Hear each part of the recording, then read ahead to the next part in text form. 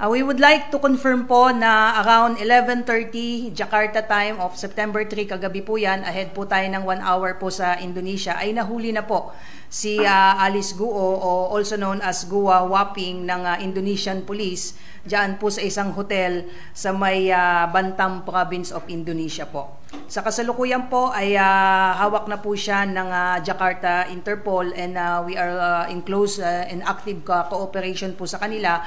Ito pong arrest po na ito ni Alice Guo ay result po ng PNP's active coordination and cooperation po sa Indonesian National Police. Pursuant po yan sa Memorandum of Agreement na napirmahan po between the Philippine National Police and Indonesian National Police way back 2017, at kasama po doon sa cooperation po na yon at memorandum po is yung ating pong coordination in preventing and combating transnational crime, at of course yung exchange of intelligence information. So yung efforts po ng PNP ay nagbunga na po, at ito nga po under custody na po si Alice Guo ng ating counterparts. At kanina pong ito po siya, nahuli na po siya, para ayan po siya, sa isang hotel po siya nakuha, at leader lang po natin yung ating counterparts. Ito po siya, under detention.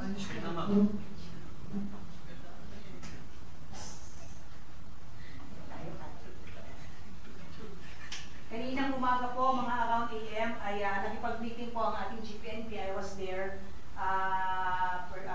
Na-witness po natin yung meeting po ng ating GPNP sa ating foreign counterparts para pag-usapan po kung paano po yung magiging paglipat po ng custody ni Alice Guo sa Philippine National Police. Ayan po, nag-meeting po via Zoom sila PNP, at ayan po siya, pinakita po.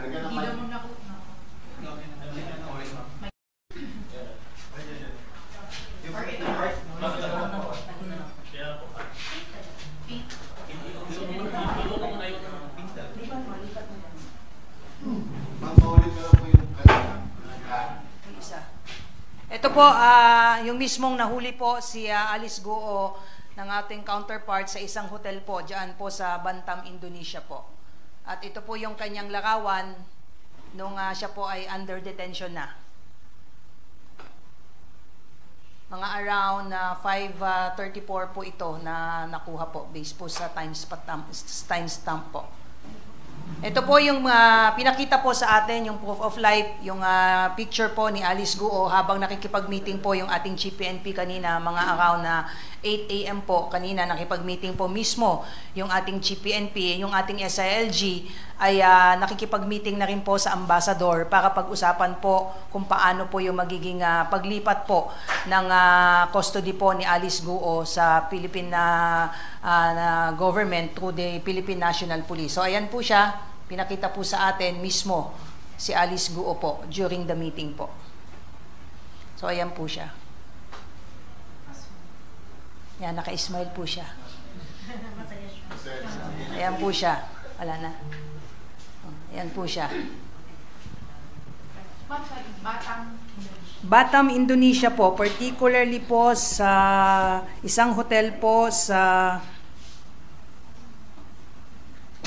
Sendana Park Residences, Kadukuru, G. Tangeran, Bantam, Indonesia po. So, unang-una ay nagpapasalamat po tayo sa Indonesian National Police dahil po sa kanilang kooperasyon ay na finally ay nahuli na po si Alice Guo, at inaayos na lamang po ngayon ni na SILG at ni na GPNP kung paano po maililipat sa atin ang kustodiya po ni